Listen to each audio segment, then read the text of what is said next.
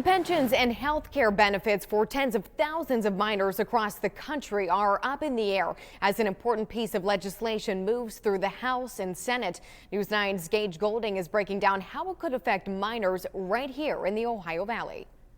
On Tuesday, a bill was passed through the U.S. House of Representatives that would keep the pensions for nearly 100,000 minors across the country, including thousands right here in the Ohio Valley. We're at about the 1.5 yard line. In football terms, that's about as close as you can get to a touchdown.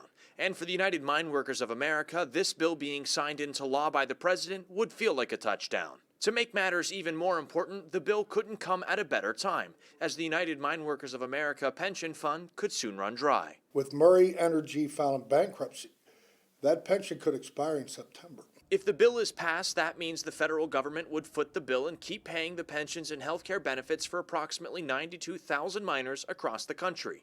But why the federal government? The federal government who promised us cradle to grave health care and pensions. Rick Altman says it dates back to the 1940s, when then President Harry S. Truman guaranteed that the federal government would back the pensions and health care benefits of UMWA workers. One of the big backers of the bill, Senator Joe Manchin, who spoke on the Senate floor after it passed the House. Coal miners are the most patriotic people in America.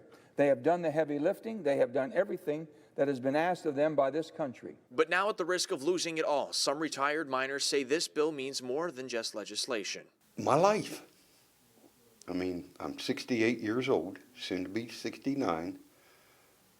That means I'd have to go out and look for another job. Anna Kasmer's husband worked in the Ohio Valley mines and could be also left without a pension.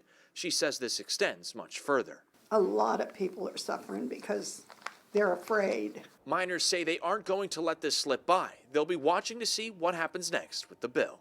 We're going to fight for it. We're going to keep fighting. The next step for this bill is for it to be voted on by the Senate. That will take place on Thursday. If approved by the Senate, the bill will then go to President Trump's desk to be signed into law. Reporting in Ohio County for News 9, I'm Gage Goulding.